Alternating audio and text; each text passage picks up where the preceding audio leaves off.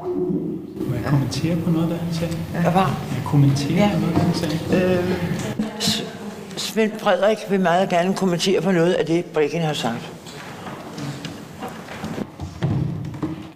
Den virker. Og både Breggin og også tidligere.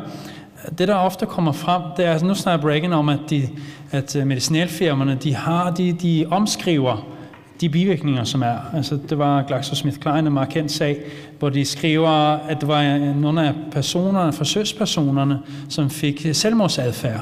Så omskriver de det til humørsvingninger. Og humørsvingninger, hvad det ikke? Det er ligesom at stå op om morgenen, og jeg gider ikke gå på arbejde i dag.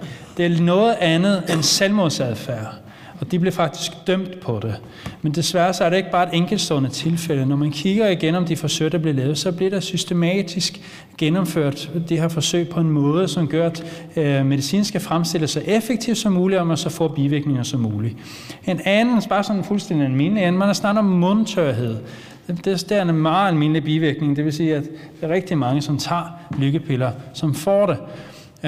Men mundtørhed, okay, det er, man klister lidt i munden, ikke? Okay, drik et glas vand, hvad er problemet med det? Problemet med det er, at det giver øget risiko for karies, altså huller i tænderne, som så igen, hvis du nu tager det et par år, jamen det kan så ske store skader på tænderne i løbet af et par år, hvor du har hurtig udvikling af karies, så du mister tænder i munden. Altså det er også en måde, hvor man skriver noget, når man læser indlægssiden, så lyder det ikke så slemt, som det egentlig er, hvis man ikke rigtig ved, hvad det er, det drejer sig om. Også for eksempel vægtstigninger, for at gå lidt dybere ind i det. Vægtstigninger, så siger okay, man kan tage lidt på vægt, det gør ikke noget, de har måske ikke spist så meget. Men altså, jeg havde en patient, som tog på 4 måneder på sertralin, altså almindelig lykkepille i Danmark, så tog hun 7 kilo på 4 måneder. Det er altså rimelig meget. Altså, det kunne hun altså godt mærke, at hun ikke lige passede sit tøj så godt mere. Og det er generelt for al slags lykkepiller, at man tager på. I starten så kan det godt være, at man taber sig lidt, når man starter på det. Og det kan også være med kvalmen og så videre. Men så når der går lidt tid, og gerne over nogle måneder, så begynder man altså at tage på. Og nogen, så er det typisk, at man kan tage over 6-12 måneder, så kan man altså tage 10-11 kilo på. Og hvis man så skal tage det i flere år, altså man kan altså blive tyk af det her. Altså, det er også et problem. Altså, alle de her bivirkninger, man har det rigtig skidt. Man tager det her medicin, mange oplever også kraftesløshed. De oplever, at de kan ikke overkomme hverdagen. Deres personlighed ændrer sig. Folk, som de endelig skulle have brug for hjælp, de trækker sig væk, fordi de begynder at ændre deres personlighed. Nogen trækker sig ind i sig selv. Nogen bliver mere aggressiv. Altså, det er bare ikke løsningen, det her. Det tror jeg bare ikke på. I hvert fald, altså, som sagt, evidensen måske de allersværste kan have en lille effekt af det, men de allerfleste af dem, der får lykkepiller i dag, de har ikke brug for det. De har brug for noget helt andet. Det er også en stor opgave for os alle sammen, som borgere i det her samfund, fordi det er nemt at tage en lykkepille. Det er billigt at tage en lykkepille. Det kræver ikke noget. Man kan komme ind til lægen, man kan gå ud igen et kvarter senere, du har fået din recept, kom igen om en måned. Jamen så er det det. Hvis du skal gå ind og finde ud af, hvad det der er problemet, hvorfor har du, som du har det, hvordan kan vi få dig videre, så kræver det altså mere end et kvarter. Så kræver det pludselig timer. Så kræver det også mennesker, som ønsker at gå ind i det og ofre sig selv på at hjælpe andre mennesker. Og det bliver vi altså nødt til alle sammen at tænke på. Jamen det er ikke bare læger, for de læger også, de tænker sådan som vi, jamen det er nemt at udskrive en pille. Jamen altså, hvad ellers skal det gøre? Lægerne er ikke trænet til i dag at skulle takle de her problemer. Nogen er, jeg kan ikke bare skære alle over med en kamp, men det er rigtig mange, de er ikke trænet til det, og så er det meget nemt at gribe til receptblokken. Og de ved jo heller ikke andet. De tror jo selv på, at det virker, og patienten tror på, at det virker, og ofte så får det også bedre, og du ved, og så stopper det, og så er det jo det. Men der er altså nogen, som får svære skader af det her, og det er det, vi adresserer her i dag, og det er altså ikke det. Det er ikke det, de har brug for. De har brug for noget helt andet.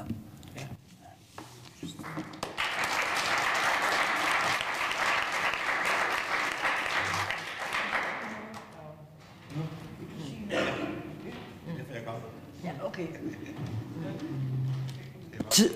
Børge Sommer, tidligere embedslæge, vil gerne sige noget. Ja, tak for invitationen. En af mine personlige oplevelser med, nu har vi snakket meget om selvmord og antidepressive, ligger en del år tilbage, hvor jeg som embedslæge i Ringkøbing skulle få rettet et ligsyn op i Lemvig sammen med politiet. En ældre dame havde spist 70 tabletter og var død af det. Og hun var i antidepressiv behandling med et stof, der hed Aurorix dengang. Og jeg husker sagen tydeligt, fordi jeg havde en diskussion med familien. damen var meget religiøs, og familien mente ikke, man kunne begå selvmord, når man var religiøs, men det har hun altså gjort. Men det var sådan en dagligdag for embedslægen. Så gik der et par uger, så stod jeg ved en ung mand nede i Ringkøbing, en skolelærer, som også havde begået selvmord. Han havde taget rebet og hængt om halsen. Og han var også i behandling med Aurorix. Og det tænkte jeg simpelthen ikke videre over, der sker så mange ting. Men det der triggede mig, det var, at jeg så en udsendelse, eller tror jeg det var, på tv, om præparatet Aurorix, hvor man anpriste det for netop ikke at have den her selvmordsdrivende effekt. Altså det gjorde ikke, at man skulle begå selvmord. Så jeg tænkte, det skal fandme være løgn. Så vidste jeg som embedslæge, at der var noget, der hed bivirkningsnævn, og at læger skulle indberette bivirkninger. Så indberettede jeg begge tilfælde af Aurorix bivirkninger, og blev efterfølgende kontaktet af formanden for bivirkningsnævn. Han var professor i farmakologi på Odense Universitet, og han sagde til mig, det er interessant, siger han, så du har anmeldt 2 tilfælde af bivirkninger ved Aurorix. Du er den eneste læge i Danmark, der har anmeldt noget som helst. Så tænkte jeg, for søren, det var nok ikke så godt. Men han sagde, nej, hør nu, siger han, så har han været over i Sverige, så har han set, der var der masser af læger, der havde indberettet Aurorix, med den bivirkning, at det drev folk til selvmord. Og jeg mener, det er afregistreret i dag, Aurorix som antidepressiv medicin, så vidt jeg ved. Ellers vil jeg godt lige sige om Ringkøbing Amt, hvor jeg arbejder i 20 år som embedslæge, for at gøre et eller andet imod det stigende forbrug af især afhængighedsskabende medicin, men også medicin generelt. Og det har været fremme flere gange i dag. Hvorfor gør myndighederne ikke noget? Men myndighederne gør noget. Og nu fortæller om myndighederne i Ringkøbing Amt, hvor jeg var embedslæge fra 91 til Amt, det blev nedlagt for 5-6 år siden. Sammen med Birgit Toft, som sidder dernede, som er farmaceut, og som arbejder i amtet, embedslæger og statsansatte, der bestemte vi for at få nedbragt forbruget af afhængighedsskabende medicin, især med fokus på benzodiazepiner, som jo lå meget, meget højt dengang. Og vi gjorde flere ting. For det første havde vi et samarbejde, og en af de ting, vi gjorde, vi ville nedbringe det, og som Svend sagde, så er det de praktiserende læger, som skriver det ud.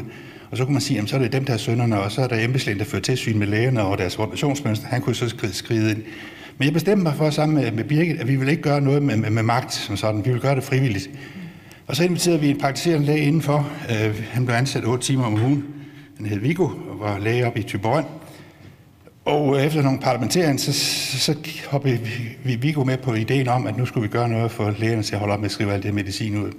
Og det han så gjorde, det viste sig at være meget klogt. Han kiggede på sin egen praksis først. Han havde en solopraksis i Thyborøn.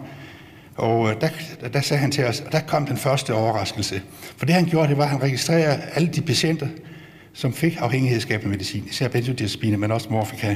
Og der kom det første chok, at jeg havde virkelig så mange, sagde han til sig selv. Han anede ikke, at han havde så mange, som han skrev medicin ud til. Så det ville han gøre noget ved. Så det var før jul i 2004, tror jeg det var. Så satte han en annonce i Thyborøn Tidende, eller hvad det nu hedder, det lokale blad med reklamer fra Sparekøbmand og alt det der. Og så skrev han til sine patienter, det er jo det eneste avis, der blev læst deroppe. Altså, de patienter, som får afhængigskab medicin, sovemedicin og nervemedicin, de kan fra 1. januar ikke få medicin længere, medmindre de møder op personligt i klinikken. Og så sagde vi jo, der fik jeg min næste overraskelse. For der var faktisk en hel del af de her, han havde næsten 100 patienter, det er ikke rigtig virkelig, der fik afhængigskab medicin. Og så ringede de ind til ham og sagde, jamen Dr. Jørgensen, hvis det er et problem, så vil vi da ikke have det. Og så strøg han en tredjedel af sine patienter. Den næste overraskelse, der kom, det var, at han gennemførte faktisk det her projekt i løbet af et års tid, og han nedbragte forbruget i Thyborøn med 90%, ikke til 90%, men med 90%, bare ved at gøre de her ting her. Og den tredje overraskelse, han fik, det var, at han var bange for, at hans patienter de skulle forlade ham og gå over til lægehuset ved siden af. Det gjorde de ikke. Der var måske én patient, der forlod ham. Måske. Men ellers, det var den pris, han måtte betale. Kort efter, så i lægehuset ved siden af, der sad 2 læger. De tænkte, det vil vi da også gøre, det der. Og de gjorde det samme. Og de slog Viggos rekord. De nedbragte det med 93% af afhængigskab medicin. Så der bliver bestemt gjort noget. Men det er svært. Og der var nogen, der arbejdede modsat Birgit og jeg. Og det var medicinalindustrien. Jeg husker, et af årene, der fik vi at vide, at Hvert år der brugte medicinalindustrien 25 millioner kroner på PR for deres medicin i Ringkøbing Amt. Det svarer til, hvis alle de 25 millioner kroner blev omsat i lægemiddelkonsulent, det gør de nu ikke, men det kan man godt lige lege med den tanke, så havde de 70 mand arbejdet fuldtids, kan man sige, på at sælge medicin i Ringkøbing Amt. Overfor det var Birgit, som var halvtidsansat over i Ringkøbing Amt, og jeg brugte cirka en dag om ugen på det her. Så det var en helt ulige kamp. Men med benzodiazepinforbrug, det blev reduceret drastisk. Vi halverede det faktisk på 3 år, fra 2003 til 2006, tror jeg det var. Dengang der var Lars Løkke, han var sundhedsminister, og jeg husker en nytårsmorgen, at alle vågnede op til han blev interviewet i nyhederne, og så sagde han, det er for galt med det her benzodiazepinforbrug, det skal nedbringes til det halve på 2 år. Vi gjorde det så på 3 år, Birgit og jeg. Men det kan lade sig gøre. Og Birgit optrådte på en konference i Cambridge for et par år siden med resultaterne, og det fik stor hyldest for det.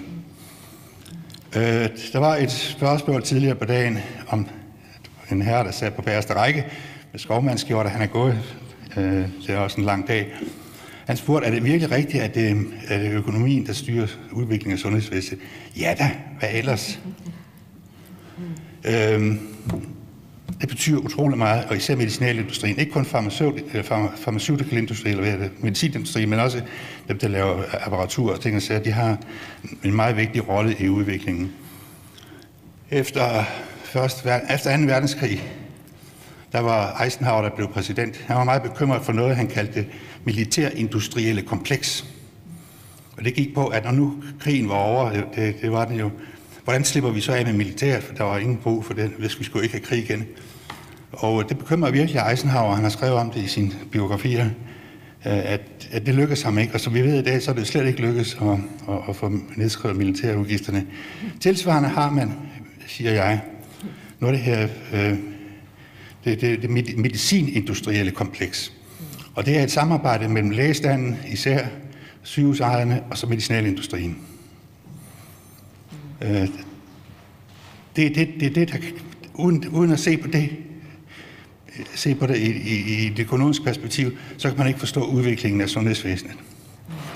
Når det gælder udviklingen af nye præparater, så var Pinko, hun var inde på, at det kostede trilliarder af kroner at udvikle et nyt præparat. Det er ikke helt rigtigt. Det koster trilliarder. Det koster cirka i gennemsnit 1 milliard kroner at udvikle et helt nyt medicinsk præparat, herunder en ny lykkepille. Og de penge skal jo ind igen. Og de penge kommer kun ind igen, hvis gennem salg til forbrugerne.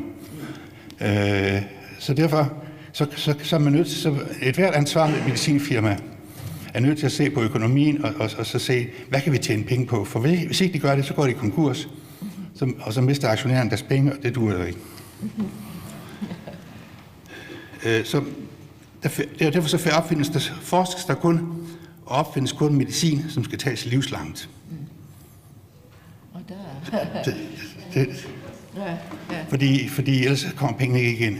Der er stort set ikke opfundet medicin siden penicillins opfindelse omkring 1950, som virker helbredende på noget som helst. Og forklaringen er den, at der forskes ikke i det. For der er ingen ansvarlig medicinalindustri, som kan overleve på det. Så til moderne medicinudvikling, der skal der stilles 2 krav. 1, det må ikke slå patienten ihjel. 2, det må ikke gøre ham rask.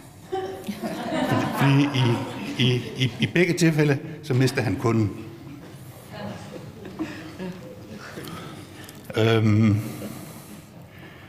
Efteruddannelsen af læger finansieres i langt overvejende grad af medicinalindustrien. For nogle år siden, der gjorde man den lejlighed at kigge et særskrift, vi får fra Lægeforeningen 2 gange om året. I det skrift, der står der oplistet alle de kurser og seminarer, kan man sige, man kan komme på. Der var ikke et eneste kursus eller seminar for læger i Danmark, som ikke var sponsoreret af medicinalindustrien. Ikke et. Nu har man holdt op med at skrive om det i udskriftet. Men det er stadigvæk sådan, kan man sige, at hovedansvaret for efteruddannelsen af praktiserende læger og læger i almindelighed, det er medicinalindustrien. Så hvorfor gør man ikke noget ved det her? Har Sundhedsstyrelsen ikke magt til det her? Sundhedsstyrelsen har nogen magt, men den er begrænset. De laver faktisk nogle gode vejledninger Og når det gælder smertensbarn afhængighedsskabende medicin, så er der faktisk en fremragende vejledning i ordination af afhængighedsskabende medicin. Jeg har faktisk ikke mødt nogen læger endnu, der kender den. Men der i står reglerne for, hvordan man skal og hvad man ikke skal. Tilsvarende er der regler for ordination af psykofarmaka, antidepressiv medicin og antipsykotisk medicin. Hvor meget man må give, hvordan man må blande det osv. osv. Så reglerne er der. Men konsekvenserne for at bryde de her regler, de eksisterer stort set ikke. Nu er der en psykiater fra Hobro, der har været i ilden de sidste par uger, Arne Mejlhed, og jeg har egentlig lidt ondt af ham, fordi han blev fremstillet som om det kun er ham, kan man sige, der er problemet. Nej, det er hele standen, kan man sige. Ikke hele standen, men det er en meget, meget stor del af den. Det er kulturen, kan man sige, i lægestand, det er galt med. Sundhedsstyrelsen og embedslægerne har ikke et instrument, hvor de kan gå op og lukke for hans butik. Altså, de har ikke noget, ligesom politiet, når vi kører for stærkt, kan man sige, så får man et bøde på stedet, og ved tredje gang, så får man et klip i kørekortet. Kører man spirituskørsel, så er det 40.000 kroner i bøde, og frakendelse af kørekortet. Sådan instrumenter har Sundhedsstyrelsen ikke, og det kunne der være brug for. Fordi Arne Mejlhed og hundredvis af andre læger, de arbejder videre, selv efter det er veldokumenteret, at de ikke følger reglerne. Så der mangler vi Blikst. Hører du efter? Det var godt. Der mangler nogle instrumenter, kan man sige, hvor man kan gå ind og gøre noget nu og her, så folk mærker det for konsekvenser. Med hensyn til, om man så kan påvirke det overordnet, det tror jeg slet ikke på. Det sagde Peter Bricken også. Altså, beslutningstagerne, de kan ikke påvirke det her. Ja, magthaverne, nej. Altså, Folketinget kan ikke ændre det her, selvom de gerne vil. Fordi, hvad er de op imod? De er op imod en eksportindustri, som ligger nummer 2 på ranglisten i Danmark. Altså, der er kun grundvandspumper og sådan noget, der giver flere penge ind til Danmark end medicinalindustri. Så vi er oppe imod meget stærke kræfter. Og i de her tider, kan man sige, hvor alle partier, hvis nok, taler om vækst og arbejdspladser, så er det ikke god tone at begynde at true medicinalindustrien på deres brød.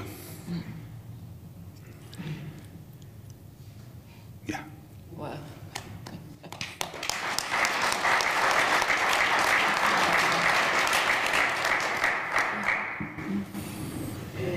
Omvendt, jeg kommer også fra en lille barndom, og så blev jeg overfaldet for nogle år siden, og jeg har udviklet nogle symptomer af PTSD. Og jeg har så mødt både psykiatere og praktiserende læger, som jeg kommer faktisk nærmest ind med det samme og siger, lykkepiller, den kan ikke godt tage at stoppe op. Altså, vi er henne i den stil der, ikke? Og så bruger de det meste af en konsultation, de kan godt bruge en hel time på mig, på at prøve at overtage mig til at tage lykkepiller. Ja. Og det synes jeg egentlig er så interessant. Ja. Fordi det er det første, jeg siger, det står i alle mine papirer. Det siger Svend jo, det er jo det, de lærer. Så meget som skriver lykkepiller i mine papirer, at det måske kan hjælpe mig. Så kommer jeg mere. Der er folk, der er psykisk syge i dette land, og der er folk, som er psykisk syge, som har gavn af medicin. Det er inderligt overbevist om. Men ikke 10% af Danmarks befolkning. Måske 1 eller 2%. Der er folk, der er depressive også, og som får glæde af behandling. Det er jeg heller ikke i tvivl om. Men jeg har nu er ikke lige myndet på dig, men jeg har flere gange i dagens løb siddet og tænkt fra vidner og spørgsmål til, hvorfor fanden går I til læge? I går der forkert i byen. Og der har jeg har arbejdet i Afrika som børnelæge i mine yngre dage, og der gik afrikanerne også til lægen med deres børn, som var struttende sunde. Og jeg kunne sgu ikke finde nogen sygdom ved dem, så spurgte jeg, hvorfor kommer I? Ja, men det barnet hoster jo en gang imellem, og så er det diarré. Ja, så det skal jeg nok fortælle jer om. Men de er jo sunde og raske. Nej, de kom, fordi de var interesserede i at møde en hvid læge. Fordi så havde de en historie, de kunne fortælle, når de kom hjem til landsbyen. Jeg snakkede. Og tilsvarende er det i Danmark. Man går til læge, fordi man er med til at skabe en historie om sin sygdom. Det blev i talesæt. Nu er det ved at være slut. I næste uge er den måske mest berømte dansker, han bliver 200 år. Han er i hans forfatterskab, som er meget svært, det er ikke fordi jeg forstår det heller ikke, der har jeg læst nogle bøger om ham. Han siger netop, at man skal gå ind og tage ansvar for sit eget liv. Han taler om eksistentielle problemer. Og som du siger, du har en dårlig opvækst, og du er udsat for vold. Jamen, er det en sygdom? Nej.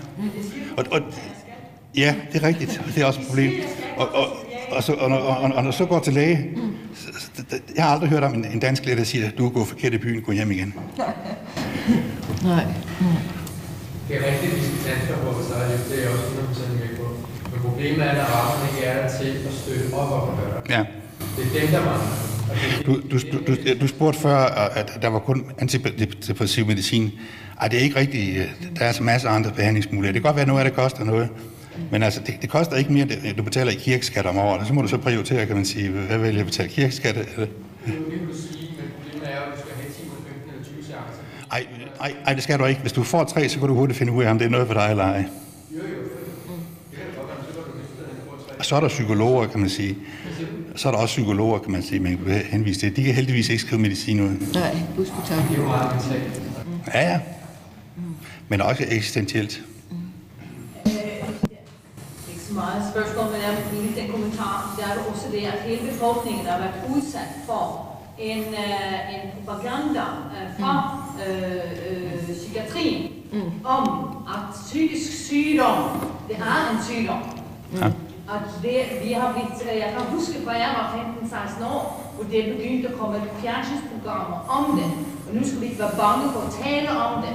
Det har været en propaganda, som har kørt for mange, mange år, om at det er en sygdom. Det skal du tage alvorligt. At depression skal du tage alvorligt. Det skal du ikke gå og være med.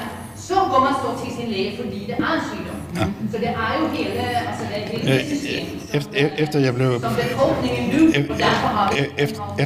Efter jeg blev pensioneret embedslæge, har jeg fået 2 job. Jeg har 2 praksis. Den ene ligger i Ringkøbing, den anden ligger i Silkeborg. De sidder alle sammen i arresthuset, så jeg har styr på mine patienter. Langt de fleste er mellem 18 og 35 år. Det er unge mænd. Mindst halvdelen af dem er medicineret, og mindst halvdelen af dem har været i kontakt med det psykiatriske system. Fordi, synes jeg, det har de selv draget det hen, eller også har deres mor sendt dem det hen. Det er finere at få en diagnose, kan man sige, med ADHD, der siger, at det er jo det, der er forklaringen på, at du er voldelig, kan man sige, og slår på tæven, end at du er en psykopat. Altså, det bliver sygeliggjort at have abnorm adfærd. Det er meget enig med dig i. Ja. Jeg har ADHD-medicin er et stort problem blandt kriminelle. De vil gerne have det, også fordi de kan sælge det videre. Det koster ca. 50 kroner per pille. Og hvis du får 10 om dagen, kan man sige, så kan du sælge de 5 af dem. Det er 250 kroner om dagen, du får ind, og de er skattefri. Jeg vil godt lige sige, at der er tidligere misbrug og miljømisbrug, og stråling på en skarpgørende i medicinsk. Det, der faktisk fik mig til at stoppe den rejse, det var netop det, du påbelyser her, eller belyser. Unge mennesker, som er nede og sælge deres Ritalin. Frygteligt. Altså, vi snakker 14-15 år. Og det var faktisk det, der fik mig til at vågne op. Så jeg bare... Ja. For nogle år siden fik jeg en patient, jeg fik en henvendelse fra en praktiserende læge fra Sjælland, der ringede til mig som embedslæge og sagde, ja, han har haft en patient i et års tid, som kom fra Ringkøbing, og nu flytter han tilbage til Ringkøbing. Han havde været i det retspsykiatriske system, han har fået en vurdering af hans mentale situation i forbindelse med en dom for bankrøveri. Han kom til, og grunden til, at han ringede, det var, det ringede, fordi jeg ordinerer kun det her medicin, på grund af, at retspsykiateren har sanktioneret det. Han fik 50 Ritalin om dagen. 50. Og 12 Rohypnol om dagen. Lægeordineret. Og så fik jeg fat i den retspsykiatriske rapport. Der var en kvindelig retspsykiater, der havde undersøgt ham, og hun sanktionerede faktisk det her sag. Så skrev hun, det er godt nok meget medicin, men det går jo meget godt, skrev hun så. Så jeg tænkte, hvad helvede, det går godt. Landet sidder i spil på bankrøveri. Jeg synes, det er lidt farligt, at du siger, at de er jo psykopater. Altså, fordi stadigvæk, så er der jo også en årsag til, at de har den adfærd. Ja. Det er nødt til at gå ind og give årsagen i stedet for psykopater. Ja. Ellers så er vi i samme sted, som vi er. De er ikke psykopater alle sammen, det er enig med dig i. Hvad siger du? Nej, de er ikke psykopater alle sammen, fordi de er kriminelle. Det er jo også at være psykopater. Det er jo også stadigvæk en adfærd. Ja, det er rigtigt.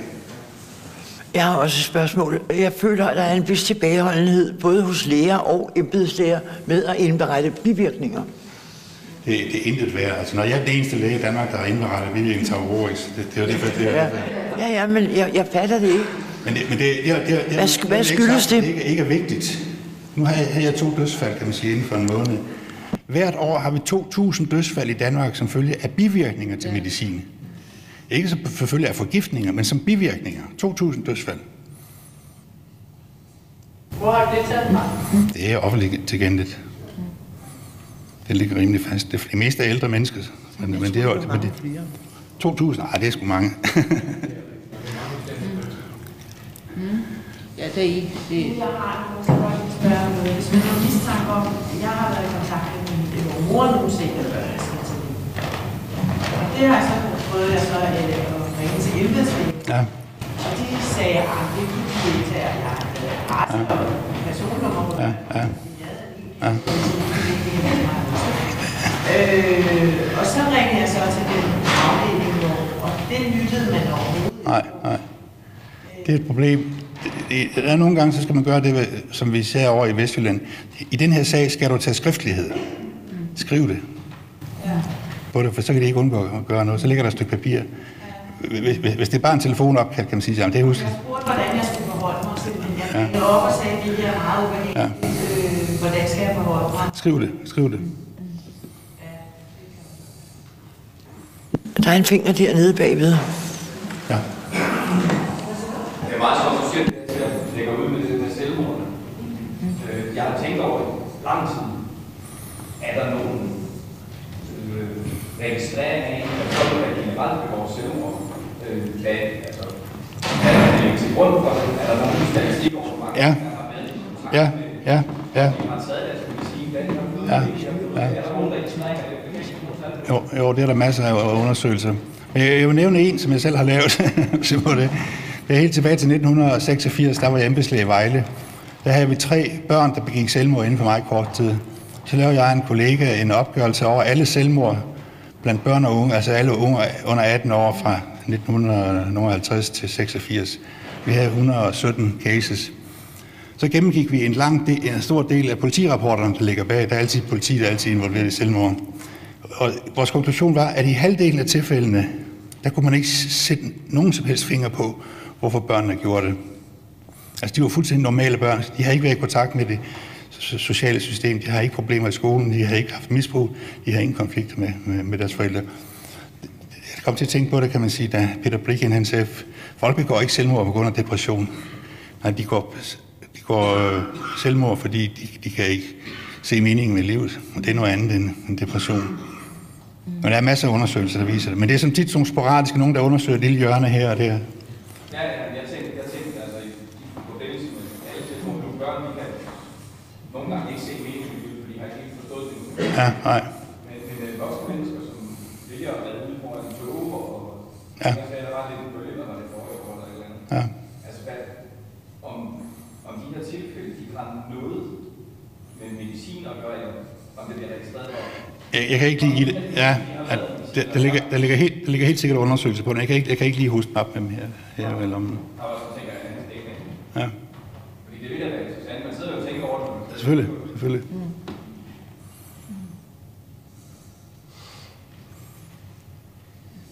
Ja,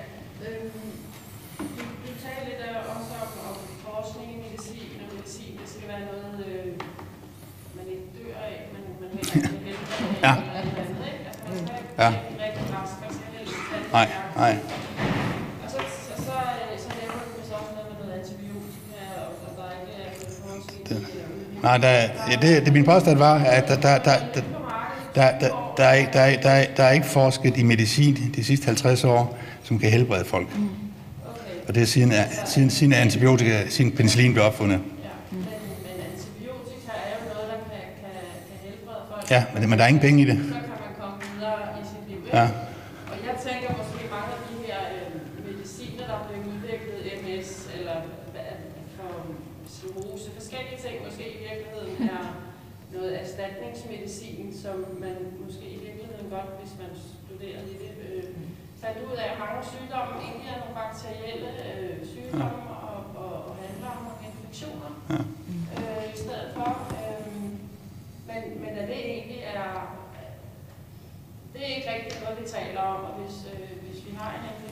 Jo, der er der masser af forskere, der gerne vil blive berømt på at finde årsagen, kan man sige, til forskellige sygdomme. Ja, men hvis det bare er en pseudo-årsag, og årsagen måske Ja. i en betændelsestilstand, Nej, det er kritisk. at man mener måske, at depression kan have sit udspring i en betændelsestilstand. Det ser man nogle gange, ja. Nej, der hvor min kritik går, det er, at det er alene medicinalindustrien, der er med til at udvikle nye præparater.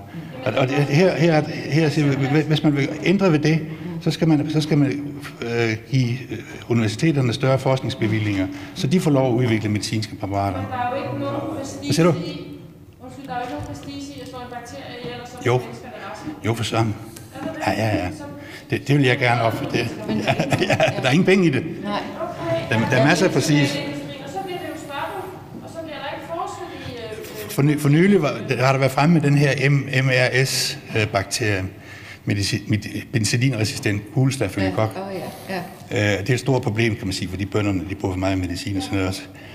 Men det, der ikke rigtig kom frem, det var, man har rent faktisk produkter, der sagtens kan slå den der resistente stafylokokker ud. Altså, kemikerne, de ved det da godt, men der er bare ingen, der vil producere medicin, for der er ingen penge i det. Men vi bliver slået ihjel af det så? Nej. Jeg skal nok komme lidt penge i det. Nej, jeg har den der jeg sidder og tænker efter de ting, du har sagt, og den der med, altså, hvad for en slags mennesker bliver læge og videre bliver psykiater, hvis man ved det, du siger. Altså, jeg tænker, det er ikke noget, du lige fundet på nu. Jeg tænker, den her er en almen viden, men vi er rigtig mange er med i foreningen Død i Psykiatrien, hvor rigtig mange unge de dør. Altså, man kan forvente at dø 20 år tidligere end gennemsnit. Alle de her ting, man kan se bivirkninger, det er alle vegne, og alligevel bliver man ved med hårdnakket holde fast.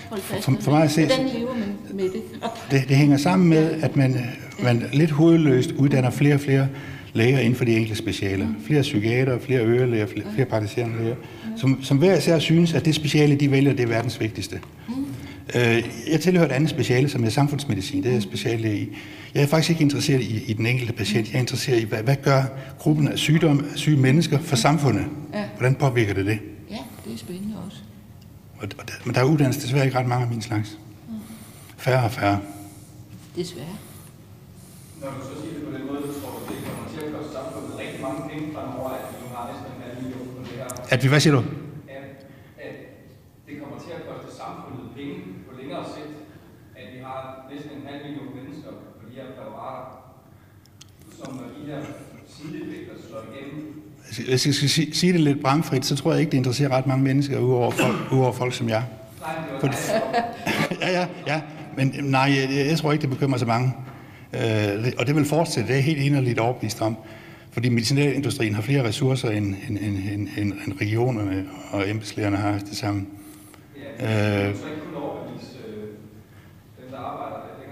Jo, det siger den sunde fornuft.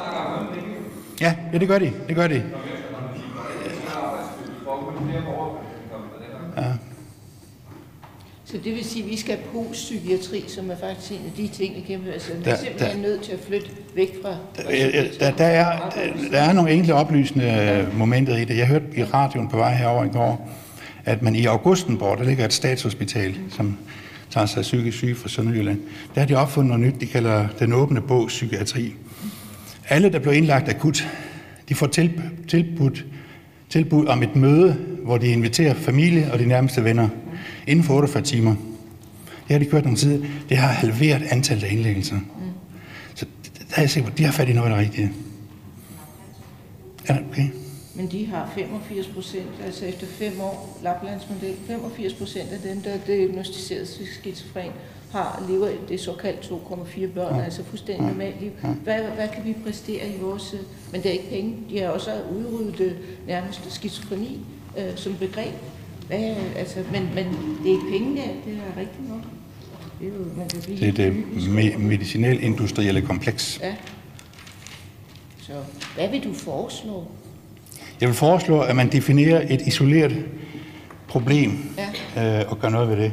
Ja. Jeg kan ikke forestille mig, at det er muligt at påvirke beslutningstagerne. Nej.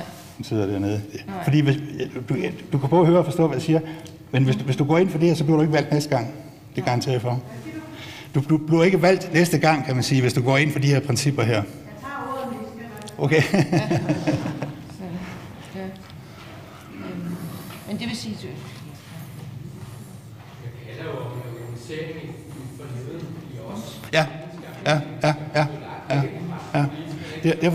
Derfor tror jeg på, at der er mening i det, planlæggerne af det her, de gør, nemlig at få det til en intern høring i Folketinget, hvor endnu dygtigere og klogere folk end os, der er gamle i dag, de bliver inviteret som eksperter.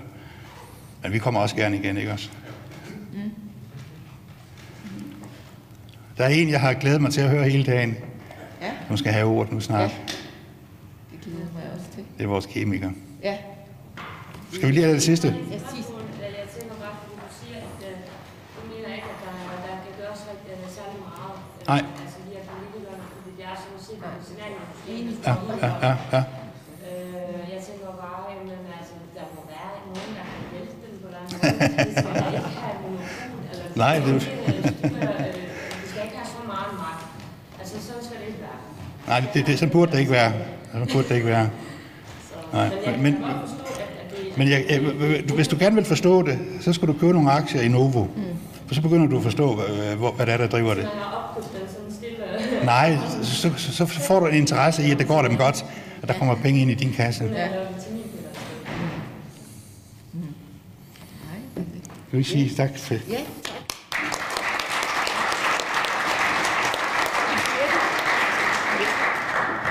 Ja, er det ikke helt? Skal du ikke op? Ja. Nå. Okay. Jeg vil da glæde mig til at høre dig. Ja. Ole, vil du sige noget? Ja, okay. Jeg har en bemærkning.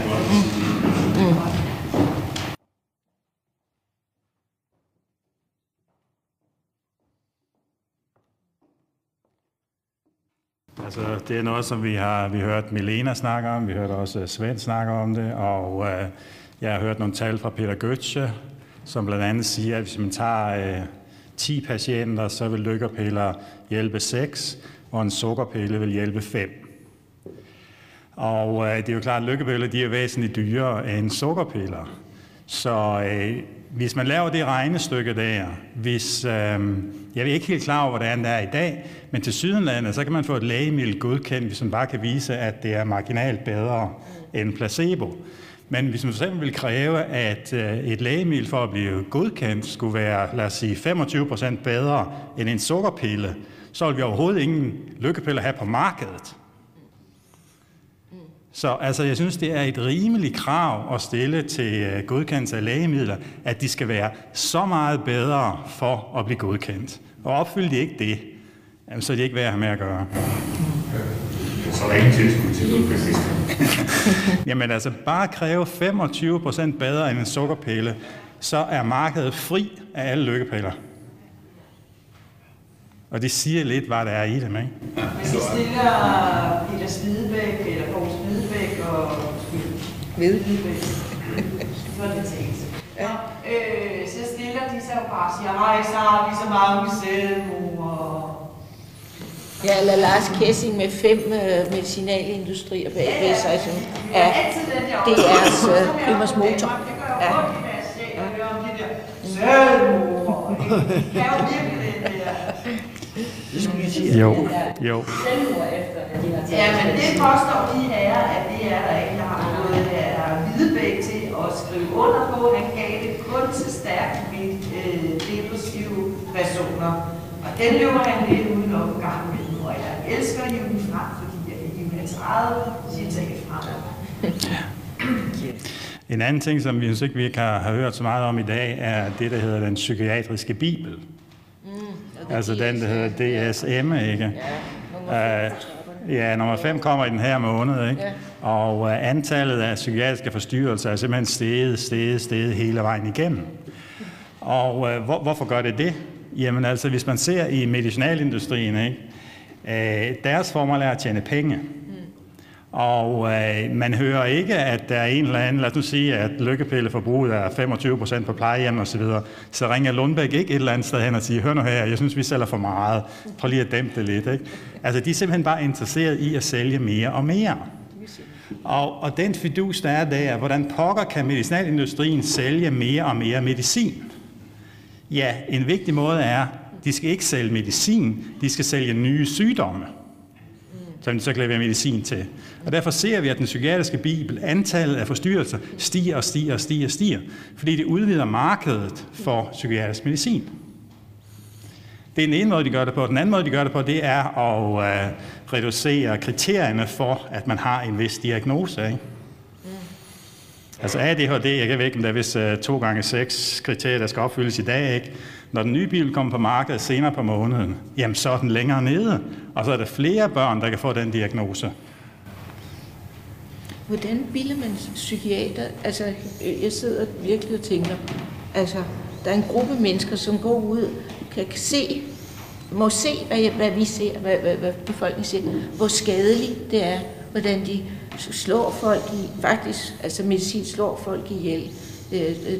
Er de og bliver ved med, hvordan skaber man sådan en sygdom, en hallucination måske? Eller, nej, men jeg ved det ikke. Jeg tænker, altså altså hvis du skulle blive uddannet dig som psykiater, nu er du ikke siddet her formodentlig, men hvad vil det gøre, at man kan gå ind i den fag og være sådan? Ja, jeg sidder, jeg ja. Altså, svaret har egentlig været givet flere gange. Det er altså propaganda. Ja. Det er propagandaen, kan man sige, for medicinalindustrien. Man kan spørge sig selv, er det virkelig rigtigt, at at alle læger i denne verden, kan man sige, er blevet forført til at bruge antidepressiv medicin? Jeg vil ikke svare på det spørgsmål. Men er så noget sket før? Ja, det er sket før med andre medicin. I 60'erne og 70'erne, der opfandt man i USA noget medicin mod rytmeforstyrrelse. Noget af det her ekstra systoler. Nogle gange så kan man mærke, at hjertet giver ekstra slag. Og folk, der kommer ind med en blodprop, de har tit til nogle ekstra slag. Og det er sådan noget, kunne lægerne ikke lide at se på. Så opfandt man noget medicin, som fjernede ved ekstra systolerne. Det man ikke undersøgte, det var, hvad skete der efterfølgende. Det viser, at de døde skulle af... Godt nok forsvandt ekstra systolerne, og papir, EKG så fint ud, men folk døde. Og i 2 år, da det kulminerede i 80'erne, der døde der 50.000 i USA alene af medicin, det her levostisin. Det, der var det problematiske i det, det var, at man vidste godt, der skulle 14 undersøgelser til, før man turde konkludere, at det her medicin er farligt. Så der er fortilfælde af det. Det kan sagtens lade sig gøre, kan man sige, at forføre en helt globus, alle læger på hele jorden, til at tro om en det samme. Det er set før. Jeg er selv med til som ung læge, kan man sige, at give det her, og så var vi så glade. Nej, nu forsvinder ekstra systoler, nu går det godt igen, ikke? Men det vi ikke fulgte op på, det var en måned efter, når manden var udskrevet og spillede tennis, så faldt han op på tennisbanen. Så sagde vi, det hørte vi godt nok om en gang imellem. Men han har nok fået en ny blodprop, sagde vi så. Nej, det var medicin, der slog ham ihjel. Så selv om man har den viden, så går der år, kan man sige, før det ændrer nogle ting. Fordi som Ole siger, medicinalindustrien er ikke interesseret i at gøre opmærksom på de ting. Det forsker de ikke i. Det er stadigvæk så undrer mig, jeg har også rigtig mange år tilbage. Ja. Og jeg er en lille sygesøster, som ikke engang har ville uddanne sig yderligere væsentligt. Jeg er bare brændt for de der mennesker, og jeg kan se det. Altså, og stod på et tidspunkt og tænkte, nej, det her, det vil jeg fandme ikke være med til. Og hvor jeg begyndte at spørge ind, og så var jeg jo pludselig meget upopulær. Fordi jeg sagde, ja, det kan jo så være rigtig godt, det er jo ikke raske, der sker jo ikke noget. Ej, så kunne jeg lavede splitting, der må være en undervejs. Det er du. Det var jo ikke galt,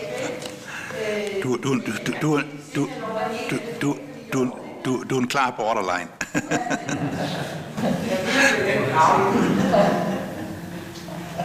Altså, så det undrer altså mig, at jeg må stille samme spørgsmål, og jeg sidder over for min egen læge, som også hvorfor vil du ved med at sige det der med,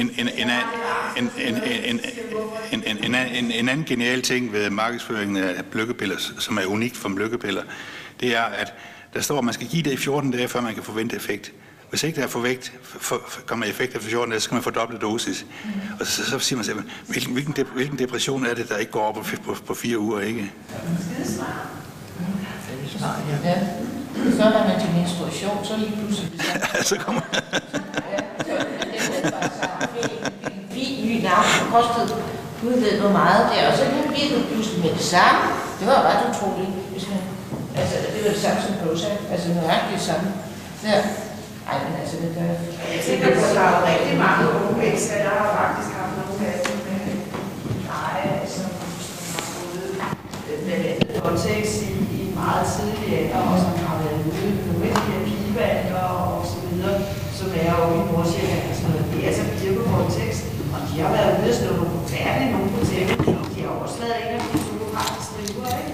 Altså, hvor man egentlig tænker, hvor skulle man køre en sag på de her læger, ikke? Det gør man jo, men det får man jo vel. Sundhedsstyrelsen forsvarer sig også ved at sige, at de har dårlige erfaringer med de her hurtige fradømmelser af autorisation. Fordi alle læger har mulighed for at anke sådan en afgørelse til domstolene. Så i den sidste ende, så er det domstolspraksis, kan man sige, der er med til at afgøre, hvor niveauet for hvornår man skal frakende en læge hans autorisation. Det er dem, der bestemmer. Og domstolen er meget, meget tilbageholdende med at gøre noget, der frakender folk deres levebrød. Og det er sådan set godt nok, men det skal sgu ikke gå ud over menneskene. Nej, det er ikke så unge mennesker. Altså, det er starten af deres liv, når de så kommer lige i en fængselsdom. Det skal ikke være bekostning af et menneskeliv. Ja, det koster menneskeliv. Der var også en taler tidligere, der sagde noget om det der med, at de vidste faktisk slet ikke, altså de medicinalindustri gav heller ikke lægen de her bivirkninger og oplysninger osv. Så tit er det jo også en læge, som har den der, når han har naturvidenskab og wow, og kan hjælpe mennesker osv., så hopper de ind i uddannelsen.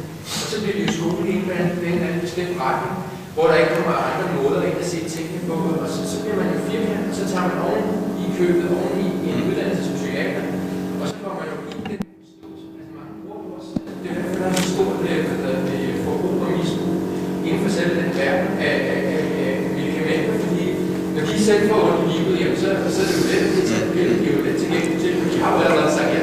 Jeg vil lige kommentere på Oles udsagn før om, at der skulle mere større dokumentation for at få et præparat godkendt som virksomt.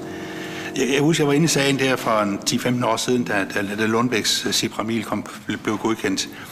Og til grundlag for det i Lægemiddelstyrelsen, der var der, jeg tror, der var 13 videnskabelige arbejder. Det var kun de 2 af dem, af de 13, der dokumenterede, at det virkede. De 13 andre viste ingenting. Altså så lidt skal der til, kan man sige, for at få godkendt et præparat. Men det vil jo være en knap, der vil være meget nemt at pege på myndighederne, ja. Men så rokker du ved hele det videnskabelige system med evidens, altså med det 5% evidens. Men jeg er helt enig med dig, det var nemt at gøre det, eller jeg ved ikke, om det er nemt at gøre det, men det var effektivt i hvert fald. Ja. Altså, det der system, det svarer stort set til, at du tager en mønt og kaster den 10 gange. Ja. Det bliver cirka 5 gange plat og 5 gange kroner. Ikke? Ja. Og så kan de gå til myndighederne og sige, jamen har vi altså 5 forsøg, som viser, at vi kaster mønten, så bliver det til plat. Ja. Og resten ser vi bort fra, ikke? Ja. Det er så slemt. Ja, Ben Goldacre, han har lige skrevet en afspilning på det. Han også benytter i her forskning. Det kan jeg ikke. Ben Goldman. Goldacre. Ja, Ben Goldacre.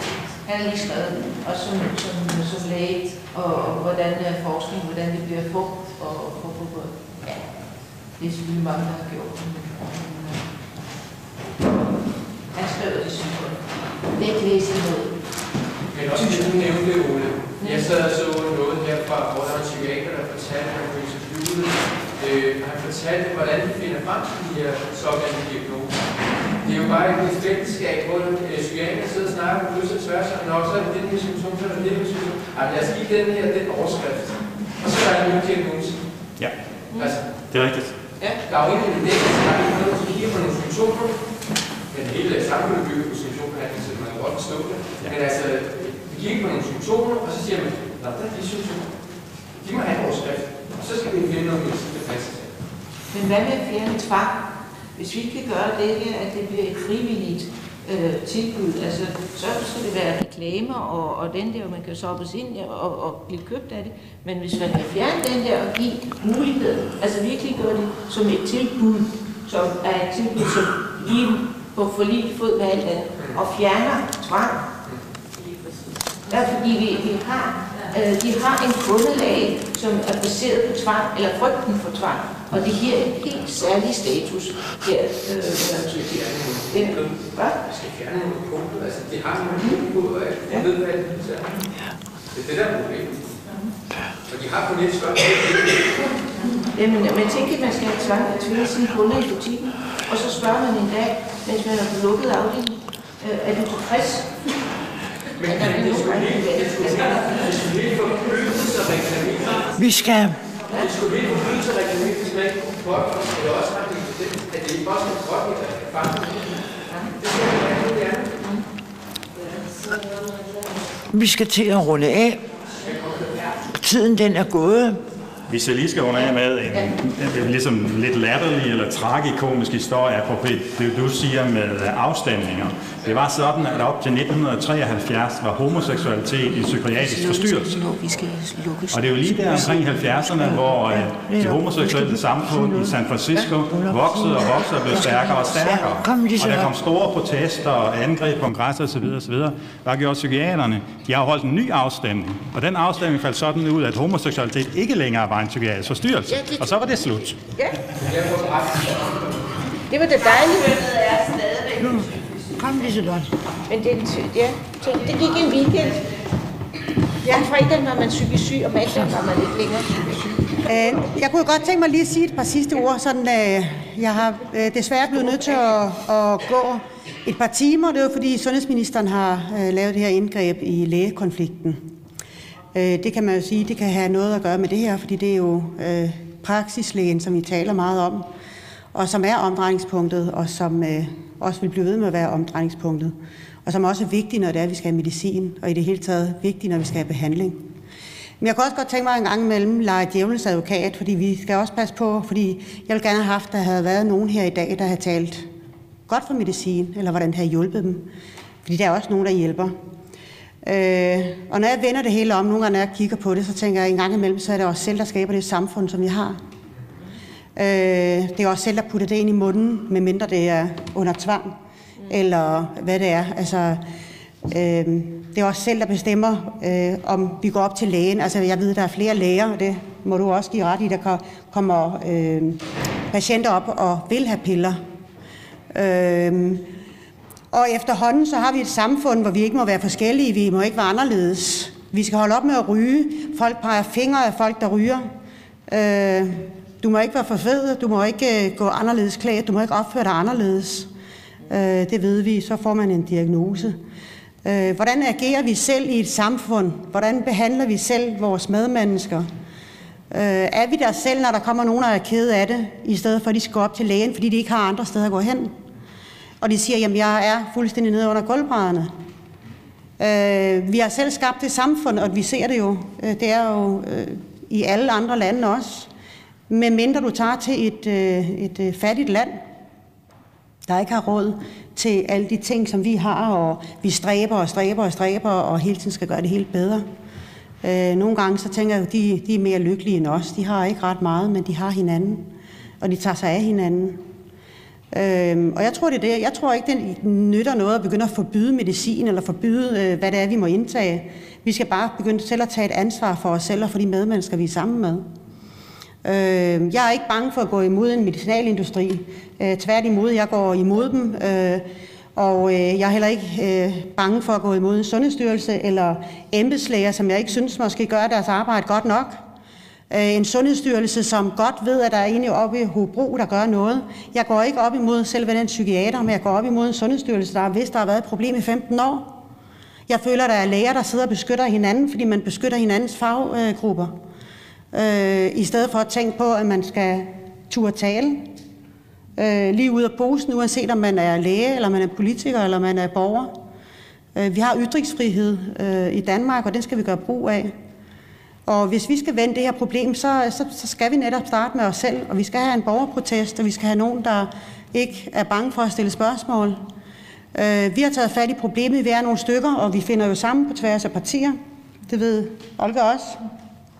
Jeg arbejder en del sammen med Øslem netop på psykiatriområdet, og det kan man jo grine lidt af, at en DF'er og en SF'er godt kan gå i kompagniskab, men sådan er det, fordi vi brænder for de samme ting, og vi har arbejdet inden for psykiatrien.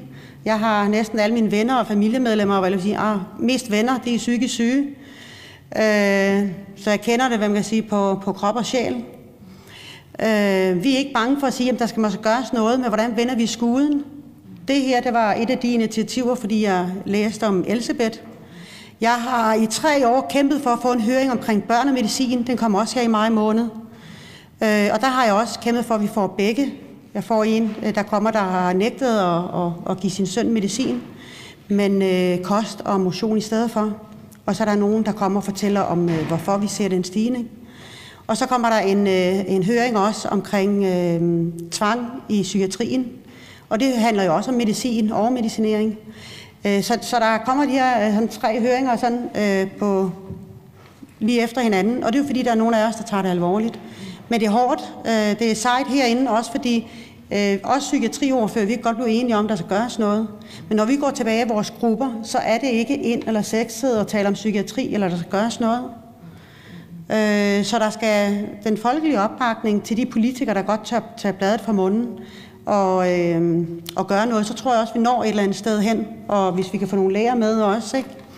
Men der er nemlig ikke ret mange, der heller, det ved vi også, det kunne du finde nogle læger, der også kommer ud med noget herhjemme, ikke? Altså, det er svært. Men jeg er også sikker på, hvis man kæmper for det, fordi der er jo mange, altså det kunne du jo se med, da du var i Ekstrabladet, altså mange, der støttede op om det. Men vi skal bare, jeg bare lige tale færdig, fordi jeg bliver også sådan, altså vi skal også passe på at ikke bare give medicinalindustrien skylden. Nogen kan have glæde af det, men vi skal også begynde at tage et ansvar selv, fordi der er ikke nogen, der kommer og putter en pille i min mund, medmindre jeg bliver indlagt under tvang, eller der sidder en socialforvaltning og tvinger nogen til at tage piller, hvilket jeg også er imod. Men der er mange, der går op og faktisk presser en læge til at skal have nogle piller. Og der skal vi være bedre. Altså, jeg siger det til dem, jeg møder, så lad være med at tage piller. Så kommer en 22-årig i mit hjem, og så siger jeg, jeg har fået tilbudt det og det medicin. Så siger han, for pokker, du ved, hvad der er galt. Din mor og far blev skilt, og det var det gik galt. Hvorfor får han ikke en støtteperson, der hjælper ham med at tale med sine forældre, forklare de problemer, så var problemet væk? Og det er ikke det, man gør. Det er det, vi gerne vil prøve at vende skuden til netop den psykiatri, man har set i Trieste og andre steder. Det var det, jeg vil sige. Ja. Hvordan kan vi bare... Ja. Det er jo netop at gøre sådan nogle ting. Og så det, man skal passe på, det er ikke altid, det bliver en ensidig fokus på det. Medicinalindustrien, der er de dumme. De sælger det, som der er efterspørgsel på. Man kan vel kræve, at man oplyser, ikke? Altså, det må man... Jo. Ja, men... Altså. Mere oplysning, det må man have. Mm-hmm. Ja, alle de undersøgelser, der er og så videre, selvfølgelig. Det kommer jo ikke, altså. Nej, men det er jo sådan nogle ting, vi kæmper for. Vi kæmper med en sundhedsstyrelse, som ikke går ud, selvom der er nogle læger, der ringer til dem og siger, prøv lige at høre en gang, der er noget galt med en psykiater, der gør sådan og sådan. Så siger Sundhedsstyrelsen, at vi skal have patient, det sagde, hvad hun hedder, Anne-Mette Dons i fjernsynet, så siger hun, at vi skal have en patientsag, og vi skal have et CPR-nummer. Det passer ikke. I paragraf 113, eller var det 115 i sundhedsloven, der står, at uanset om det er en presse, der skriver om det, eller det er en fagperson, der henvender sig, så skal de gå ud og lave sådan en hændelses... du ved, hvad det hedder? Undersøgelse i hvert fald. Og selvfølgelig skal de skrive det ned, og det har de ikke gjort. Jeg har kaldt ministeren i samråd på det også. Ja. Så jeg synes, jeg kæmper for det, og jeg er ikke bange for det. Det er rigtigt. Sundhedsstyrelsen kan tage sager op af sig selv. Ja, det er det. Nej, men det sagde Anne-Mette Dons, det kan man ikke. Men jeg tænker også, fordi der er noget, altså også vores stemmer, kan man sige, den der, fordi jeg laver speciale i øjeblikket, hvor jeg kigger på mennesker, der er blevet diagnosticeret som skizofren. Deres oplevelse af at tage medicinen på kryds og tværs. Folk, der er glade, dem, der er midt imellem, og dem, der ikke er. Og i forbindelse med det, så er jeg gået ind og kigget på forskningen, der fra medicin kom på banen 1950 til slutningen 2000, i år. Ikke?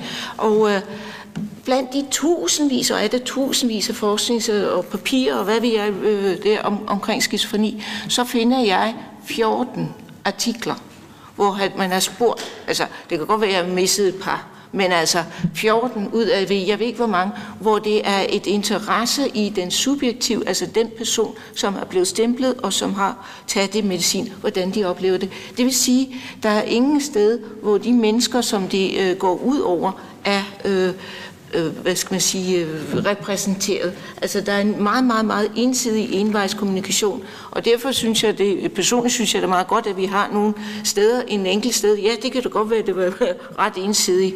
Der var ikke nogen, der stillede op og sagde, nej, vi skal være glade for medicin, fordi det er alle vejen. Det er det her, som i dag, det er det her, som ikke kommer ud. Jamen det kommer jo ikke ud, når du ikke har de andre. Hvor er de andre politikere? Hvor er pressen? Ja, de blev inviteret. Kommer de ud fra det her værelse? Ja, nej, men nu bliver det filmet, men er der nogen, der kigger? Men nej, der mangler noget. Ja, men det mangler vores stemmer. Altså, og en af de der ting, det er bare for at sige, sådan noget, altså den her, det bliver betegnet som, hvad skal man sige, man er utilregnelig, man har psykisk syg, man er den. De mennesker, som det drejer sig om, de kommer ikke til ord. Deres viden og oplevelse ikke er værdi. Og det kan vi så se i forskning. Altså 14 artikler, jeg fandt ud af, jeg ved ikke hvor meget. Det er altså jeg, der kender til, og jeg kiggede på 5 databaser der. PubMed. Så altså MedBase, jeg kiggede på 5 databaser, jeg fandt 14. Altså, hold da op. Ikke? Så der er behov for en kig og få den her skævvridning af viden. Den skal drejes, tænker jeg. Ja, det er også rigtigt. Men jeg kan bare godt lige have begge dele, fordi ellers kan du ikke argumentere imod, og så bliver man ved. Du kender godt den der spiral, og så kommer man til, det kender jeg godt selv. Hvis jeg er sammen med nogle partikolleger, så er det eneste, vi gør, det er at gå og klappe hinanden på ryggen. Altså et eller andet sted, så er det også, tror jeg, kedeligt, ikke? Altså det er bedre at få noget input, og så få en dialog. Men det er jeg enig med. Og jeg vil elske, hvis vi kunne få en panel 50-50 og få en og det skal ikke være noget med at slå hinanden i hovedet, men jeg synes, det er vigtigt, fordi så kunne man... Jeg kunne næsten ikke få nogen, der ville til at interviewe psykiater. De ville simpelthen undgå. Altså, jeg vil spørge dem. Jeg ved ikke, hvem der er først. Jeg plejer at være en meget hyggelig debattør. Jeg kan godt føle det, men når jeg skriver, er jeg sådan meget hyggelig. Og jeg oplever jo tit, at hvis man går ind og siger noget, så bliver det af de mennesker, som er for medicinen, vendt meget personligt. At de opfatter det meget personligt, når man går ind og siger, prøv at høre sådan og sådan. Og det vanskeliggør dialogen. Det er jo det samme, som jeg siger med de her kære specialister, som har stillet sig op med det her rummende selvmord. Altså, det bliver hele tiden vendt meget personligt. Det er os, der ikke har følelser. Det er os, der siger, at vi vil ikke andre mennesker det godt, når vi går ud og siger, at vi er rigtig, rigtig onde. Og så vil de slet ikke være i stue med os. Og det oplever selv jeg, som faktisk godt kan holde en meget, meget super tone. At det er den, jeg får i hovedet. Det tror jeg også. Altså, jeg ved ikke noget om din tone.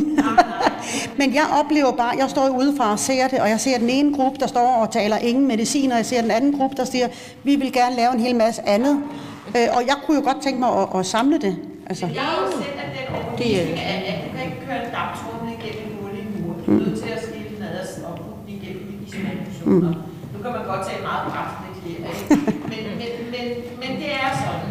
Og selv når du prøver på den måde, når du går ind og siger, jamen personligt vil jeg ikke tage piller, jeg respekterer dig og så videre, men oplever du det, eller hvis man spørger en, eller whatever, det kommer lige med det samme. Hej. Hvor er du ond? Tænk alle dem, der begår selvmord. Og vi får den hver gang. Nu har jeg fået den rigtig meget her på det sidste af de der herrer der. Men det her med piller, det er jo også noget af det, vi selv... Altså alle mennesker, du kan lukke op et køkkenskab, så står der Panodil, og så står der... Altså vi lærer vores børn fra starten af, at lige så snart du er ondt, så kan du få en Panodil eller noget andet. Hvad siger du? Jo, det er det. Altså jeg er imod piller, og jeg siger, at alle piller har bivirkninger. Ja, nu sidder du så pænt der og siger ikke noget.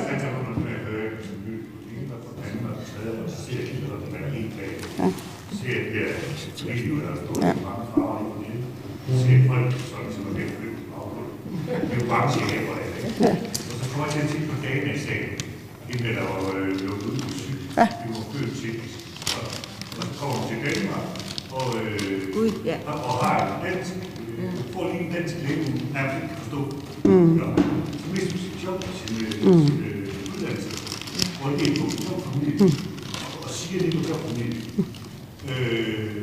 Jeg er job og sådan noget, og så siger hun så, jeg er kunstner, jeg fantaserer om et billede, hun tegner, hun maler mig. Og så siger hun, så er jeg legebror. Og så nogle af de der ord, det er jo bare til at skrive som om hun er syg. Ja, men altså vi bliver nødt til at, jeg har lovet, at vi var ude her klokken 5, den er lidt over. Ja. Men ja, nej, men det er det, vi prøver jo at nu at se, om vi kan vende det, altså som man har i Trieste, Lapland og de her steder, hvor man behandler folk ud fra det, de er, i stedet for at stemple dem. Meget hurtigt. Meget hurtigt. Han har siddet med fingrene op meget længe. Nej. Det handler også om at sige, at det her det virker ikke. Men det handler også om at få et realistisk billede af, hvad vi oplever. Er det meget hurtigt dernede? Vi skal til at slutte. Også som gruppe er jo meget, meget lille. Vi kan jo ikke gøre det samme store reklamevej. Derfor er det jo vigtigt, at politikerne begynder at tage alvorlige hørelse folk. Gud, tag fat i dem. Jeg er her, jo. Ja, jeg ved godt. Dernede en lille finger, der har været der længe. Hvis man kigger sådan lidt på det ovenfra, piller ikke piller lige præcis den her type. Det er den vigte af sideeffekt, det har, og den tilsyneladende dækningsgrad i forhold til placebo, det har. At det er meget påfaldende, at de i det hele taget ikke får lov til at sælge dem, når man også ser på, at der rent faktisk ikke er nogen, der ved, hvordan en ægte depression opstår, hvis ikke bare er nødskønt. Hvis du er helt smadret og ødelagt, eller hvis du bare ikke ved, hvad der i det hele taget foregår. De har forsøgt sig med kemikalier på et minimum af forsøgsgrundlag, har de fået trykket det igennem. Og det gør mere skade end gavn i længden, når man ser på det store billede. For hvis, altså jeg kender adskillige mennesker, som er på læreroser, men har været i lang tid, de vil rigtig gerne af med det. De kan bare ikke komme. Og det er der heller ikke nogen, der gør noget for. Nej, men jeg er helt enig. Men ja, altså hvordan, vi kan jo ikke, jeg tror ikke, at Danmark vil kunne gå ud alene og sige, vi vil ikke sælge jeres piller her i Danmark. Altså det er en af de store. Det er derfor, jeg siger, at det kan vi ikke, og det kommer vi aldrig igennem med. Derfor bliver vi nødt til at sige, lad være med at tage det. Lær dine børn, lær dine omgivelser, at der er andre ting at gøre. Hvad siger du? Offentlige oplysningskampagner. Ja, men nej, men det tror jeg heller ikke. Altså, vi skal være realistiske. Det kommer jo heller ikke til. Der vil hele tiden være nogle andre, der siger noget andet. Og specielt med dem, der ikke har sat sig ind i forskning, eller hvad det har gjort ved forskellige mennesker, fordi det er her ikke at høre, hvad der sker med mennesker. Ja, men prøv lige at vi bliver nødt til at være realistisk, og det kan ikke ske. Vi kan ikke lave, der kommer ikke til at være oplysningskampagner. Vi skal tale om, hvad kan vi gøre. Det er det eneste, fordi ellers så bliver vi ved med at sætte nogle visioner ud, som aldrig nogensinde lykkes. Det allersidste. Ja, men jeg synes alligevel, at noget, jeg er fuldstændig enig i det, vi skal koncentrere os om, det er jo, at vi har bivirkninger, eller dårlige virkninger, skadelige virkninger, det virkelig bryder folks liv ned. Og på en eller anden måde, så er det nu med, okay, vi lægger sukker ved ødelægge tænder. Vi kører kampagner for, at børn skal pudse tænder, de skal ikke spise sukker. Altså, men alligevel så siger de bare, nej, det er helt i orden. De må jo gøre, hvad de vil. 500, 500 millioner danskere bliver ordineret, og den statistik stiger. Det er nu med det, altså vi bliver nødt til at sige, altså et eller andet sted, og flere steder, jeg er helt enig i, at det må være den generelle befolkning, men når den generelle befolkning bliver pumpet fyldt med propaganda, psykisk sygdom, det skal du tage alvorligt, det skal du snakke med de læger. Lægen er pumpet fuld af propaganda. Hvad gør han, hvis der kommer en der og en hysterisk kælling, som har et eller andet? Selvfølgelig, jeg skriver der en recept. Det har jeg da lært. Så har jeg gjort mit arbejde. Så det er jo nogle med hele, vi bliver nødt til. For et eller andet sted bliver vi nødt til at gøre noget. Altså, vi er ansvarlige et eller andet. Vi bliver nødt til at have i klarskrift, hvad for nogle bivirkninger. Vi bliver nødt til at angribe, når psykiatrien selv de må sige, at hvis ikke folk tager de her piller, så tager de livet af sig. Ja, men vi bliver nødt vi bliver nødt til at slutte nu. Jeg siger bare, en gang imellem bliver vi nødt til at se, hvad er der realistisk, at vi kan. Ja. Ikke? Så kan det være om 10 år eller 20 år, vi kan noget andet. Men lige nu, så kan jeg ikke gå ud og sige, jeg skal forbyde al medicin i lykkepiller i Danmark. Så vil de glo på mig, så vil de grine af mig, så vil de sige, hvad har jeg fået ud af det? Ikke? Altså, jeg vil hellere sige, lad os ændre den psykiatri, vi har i Danmark, og se, om vi kan få held til det. Fordi så behandler vi folk på en anden måde, og det er det, der skal til. Så, tak.